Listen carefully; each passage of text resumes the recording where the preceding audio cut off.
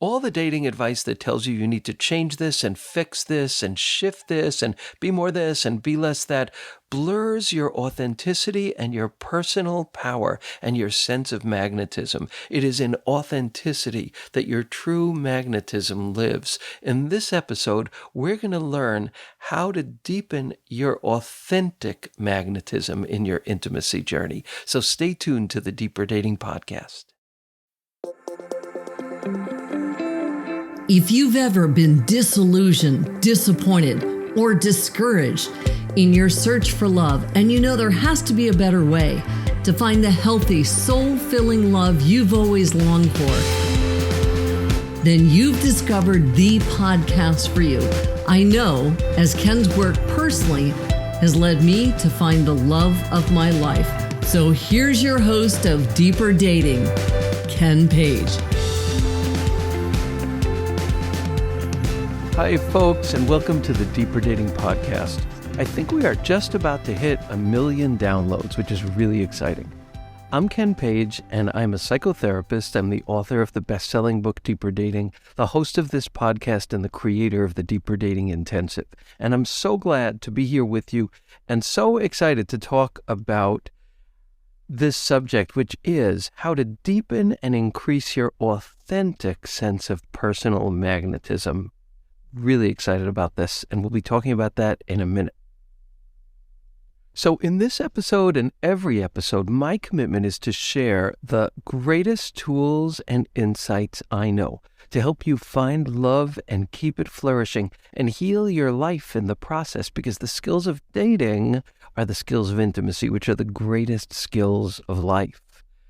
And if you want to learn more about the Deeper Dating path to real intimacy, just go to deeperdatingpodcast.com. You can sign up for my mailing list, get some really wonderful free gifts, and learn more about how to use these ideas to transform your intimacy journey. And you'll also find complete transcripts of every episode. And let me just say that if you like what you're learning here, I would love it if you could subscribe and leave me a review. People do that and write the most beautiful things, and it means a lot, and it really supports the podcast. So thank you so much for that, and let us jump in. So in this episode, we're going to be talking about how you can increase your personal sense of magnetism for people who get you, who are right for you, the right kind of connections for you. But it's not a forced magnetism. It's not a put-on magnetism. It's the magnetism that comes from the beauty and the heart and the genius of your authenticity, which is the real magnetism. And when we learn these lessons of being able to recognize our deep, radical authenticity, the true experience of our heart, and develop the skills to express that, we develop our magic. We actually start noticing people who are right for us and appreciating them more, because we've made this brave decision to invest in our authenticity, which is scary and risky and charged. When we do that, we realize how much it's worth and how valuable it is, and we are so much less likely to waste it or dissipate it in the wrong environments. And when we lead with the authenticity of our heart and our thinking and our being and our experience, there is a kind of magic that gets created in our interaction. We become more skin to skin with our true self and the world. And there is a chemistry that happens in that friction, in that truth, in that reality, that with the right people is like the definition of magic. So in preparing this podcast, I came back to something I really love, which is Emerson's essay on self-reliance. And I'm just going to quote some of the things he says, because here he's speaking to us as thinkers and artists and creators and visionaries, and saying, the scary stuff is where your genius lies. The stuff that's scary because it feels so deeply personally you is going to be the stuff that is resonant with a kind of quality of power and universality for the right people. He says to believe your own thought, to believe that what is true for you in your private heart might be true for all, well, he says men, I'm going to say people. To believe that what is true for you in your private heart is true for other people, that is genius. And it is also true that in our intimacy journey, trusting the nitty-gritty of what we're feeling and experiencing and sensing and thinking about, and then being able to express that, that's intimacy genius. And he said something about when we don't do it, but then we see other people do it. He said in every work of genius, we recognize our own rejected thoughts. They come back to us with a certain alienated majesty. And that's the experience of seeing somebody who is saying the stuff that we've been afraid to say. It's kind of very exciting, and we're kind of in awe of them. And there's that wonderful feeling of them putting into words something that we didn't let ourselves put into words yet. But let's talk about the kind of crap that we get taught about love that guides us away from this authentic power. So first of all, there's all of these messages that just, all the messages of you need to fix yourself, you need to change yourself, you need to act confident, you need to play hard to get. Women, you need to be more feminine. Men, you need to be more masculine. Here's how to make yourself irresistible. Here's how to make yourself more seductive. Here's how to get a quality mate. And all of this stuff is the outside-in approach to dating and finding love, which is the compare and despair path. It's the carrot in front of a stick path. It's the path to self-torture, pain, and bad relationship choices. And we know there is so much of that dating advice out there. But then it gets a little worse because there's a hook added in. People say, you need to be this and be this and be this, but you must be authentic. You've got to be your real self. Well, that's just about impossible. That is a crazy-making message. It's like, be different than who you are, but be who you are, which makes us crazy. And then we think we have to do that we have to be both eternally confident and eternally authentic. Well, it's not going to happen.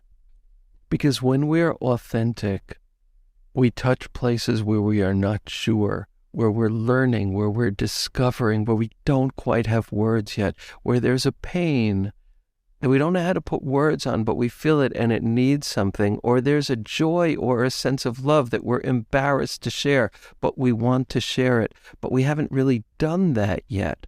There are places of deep vulnerability, and the task is not to put on some kind of confident armor and then share it.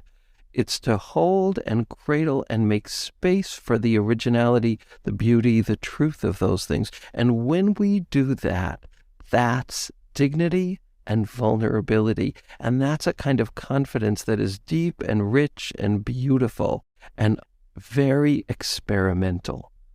So when we learn to do that, and I'm going to teach you some practices for being able to do that, and I'm going to talk about what gets in the way and what kind of gifts and rewards and fruits of that practice you will experience as you do this in your intimacy life. Well, the first most important one is that when you practice authenticity and hold yourself with a sense of compassion around that, your magnetism increases. Your sense of self increases. And I've talked about this before, but in physics, we learn that the greater an object's mass, the greater its gravity.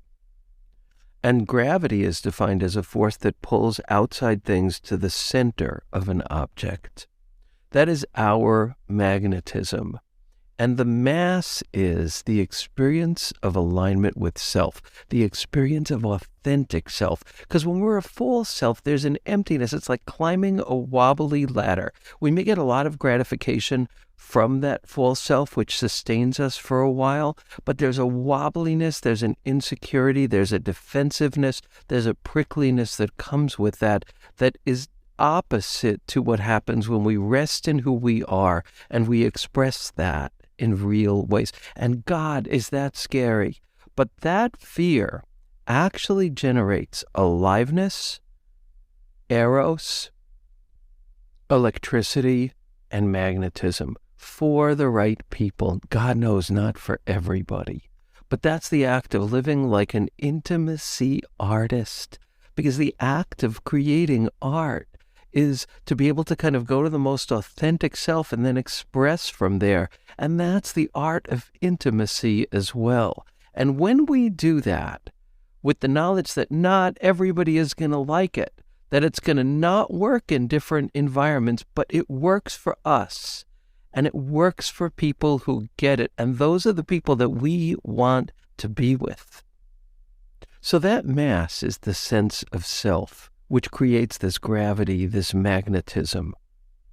And we find that sense of self, that weight, that truth in being authentic.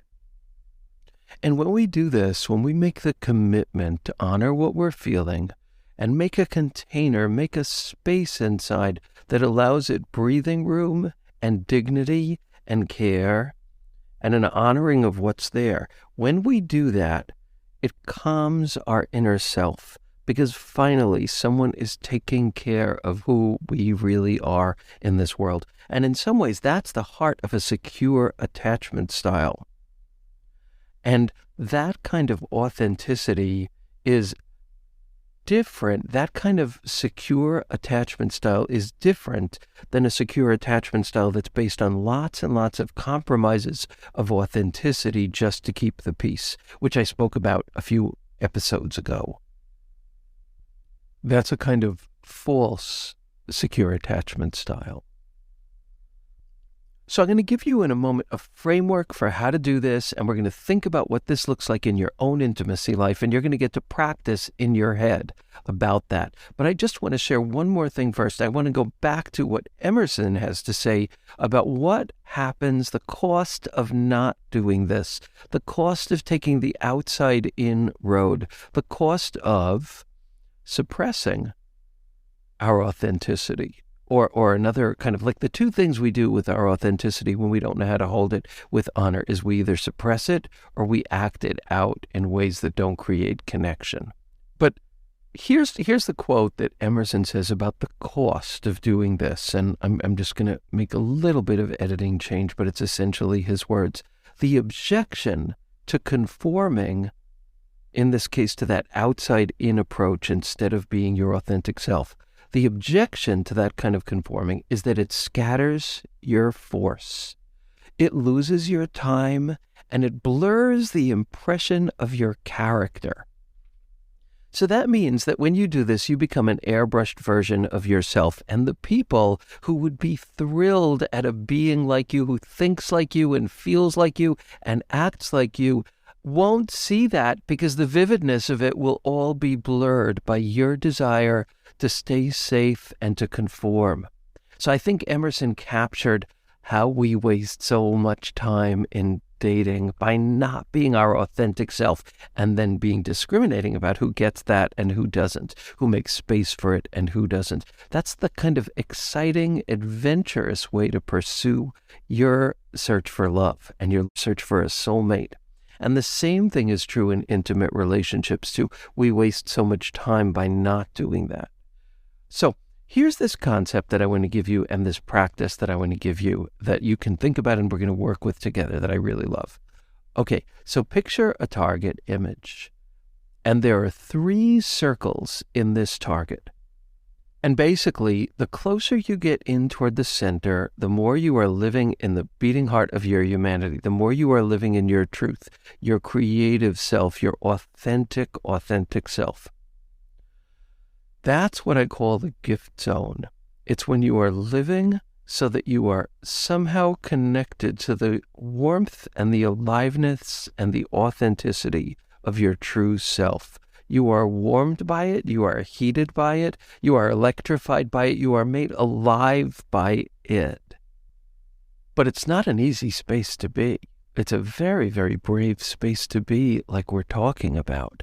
And it's leaving behind all of that crap that tells you who you have to be in order to find love, and saying, no, who actually am I?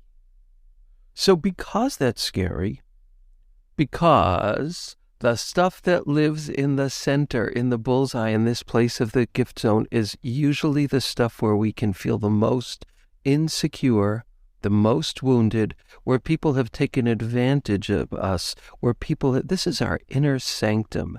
And when it gets trampled, it hurts even worse. So often we express that part of ourselves when we're young, but we do it kind of rashly, and we get really hurt, and then we say, I got to protect myself. And we cover those parts of ourselves up, but they're our inner sanctum. They're our treasure. They're the parts of ourselves that we ultimately in this wisdom journey need to go back to. But so when we separate from that part because its heat is too intense, its originality is too intense, its tenderness, its sensitivity is too much. When we do that, we move into the second ring. That's the zone of protection. That's one ring out from that bullseye of your gift zone. The zone of protection is where we create this blurred, airbrushed sense expression of who we are. It's where we're disconnected from the electricity of our deeper truth. So we're not as electric anymore. We are not as colorful anymore. We are not as real anymore. I think part of the joy of intoxication is that we get back to that self, but the problem is we do it without the skills and the tools to make it real and solid and consistent. So we do it in ways that are immature and of less character quality than if we really actually earned that and chose that ourselves, which is why that kind of like excitement and electricity that we might feel when we're intoxicated ends up biting us in the butt, because it's not earned, it's not real. And when I talk about that, I'm not talking about things like guided plant medicine or medication, etc. I'm not talking about those things. So then the next zone out is the zone of disconnection. That's where we've moved so far from our authentic self that there's a sense of emptiness. And that's a really painful place to be. So here's the practice right now. Just take a minute and picture this circle with the gift zone where you are connected to the warmth and the truth of your heart. And the next zone out, which is the zone of protection, where you're numb to that. And then the next zone out is the zone of disconnection, where you have kind of really pushed the world away, where there's a deep sense of isolation. So if you had a push pin, where would you place it right now? And let's think about this in a few different ways. Let's say you're someone who is looking for a relationship and you're dating different people. When you're in a first date, when you meet someone, are you living in your gift zone? Are you living from that alive place of authenticity and experimentalness and presentness? Sober. When you write your profile, do you write it from that place of authenticity, truth, and heart? What would it be like to have an intention for all of your dating, that you are going to take the risk of showing the warmth of your heart, the originalness of your thinking, the heart and the power of your authentic passions for life, the things you care about?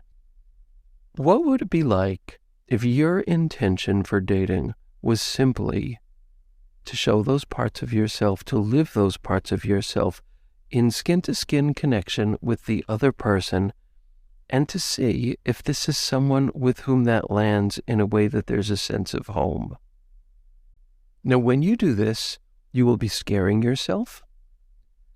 You'll be taking risks, but those risks are kind of the raw material of healthy eros. Because when you take those risks and the other person sees you and meets you, it creates a beautiful, they say that eros is a spark that needs to jump a gap. This is the gap that it needs to jump. Not someone's unavailability, but you being brave enough to show who you are, and then being with someone who holds that, who gets that, who appreciates it. And in my intensives, people who do this work deeply and intensely over a period of months and months see, and I've seen this, and I've gotten so many letters from people that have described that when they do this work, they find themselves meeting people who are more likely to be able to do that and being more attracted to them. This is a magic. I think it's the greatest magic of the wisdom path to finding love. Let's say you're in early dating with someone, like things are moving along and progressing. Where do you live from? How can you move more from the zone of protection into your gift zone where you are really being your authentic self? Because you will be more magnetic there. Now, I want to say one other thing about this, about the risk of this, is that, when we do this, it's scary because our needs get expressed. I mean, we have to be real about this. Needs get expressed, dependence gets expressed, vulnerability, insecurity, a desire that we worry maybe we're feeling more of that desire than the other person. These are real and scary things.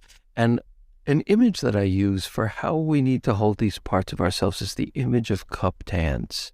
And when you hold something with cupped hands, it's like you're treasuring it. Like if you picture holding a little baby mouse or a little baby bird or something really kind of very valuable, and you hold it in cupped hands, there's this sense of cherishing, but there's this sense of space and allowing too.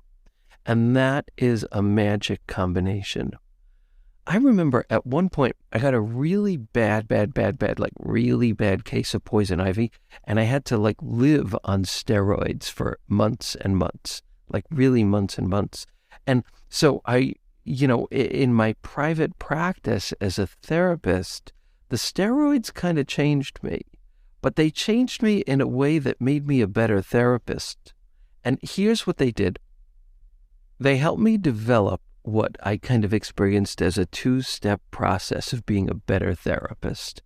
The first step was I would think, what am I afraid to say in this session? What am I afraid to point out? What am I afraid to talk about but feels really real and authentic to me? That would be step 1. I would admit that, I would acknowledge it, and I would picture saying it. Step 2 would be, how can I hold that with cupped hands? How can I take this and hold it with cherishing and kindness for my client and honoring?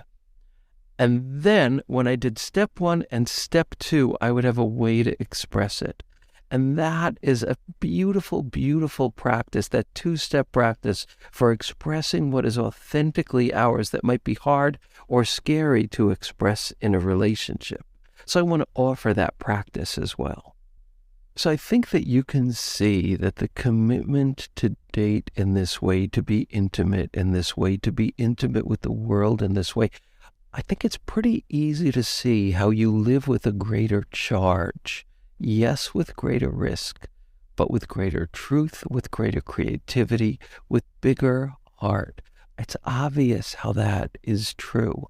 But when you do this, your sense of personal magnetism, your sense of self increases, and the degree to which then you become intoxicatingly attractive in so many ways to someone who's looking for someone like you is absolute magic. So I invite each one of you to work on junking all of the advice that tells you that you're supposed to be authentic, but also this and this and this and this at the same time. Or the advice that just tells you to be this and this and this and this, which might be very different from who you are. And to say, my authenticity is going to trump all of those shoulds. And I'm going to express my authenticity with cupped hands, with kindness toward me, with kindness toward the other person, but with a cherishing of the gem of truth, my personal truth that lies at its center. And watch what happens when you do that. We can see how the intimacy journey becomes a journey of such adventure and love as well. Because when we do that and we're seen and met, that's just a very, very exciting and wonderful place to be. And I ask people to write to me. Let me know, is this working for you? How is it working? What are your stories? What are your experience? Because I just love hearing those. Thank you all, and I look forward to connecting on the next episode of the Deeper Dating Podcast.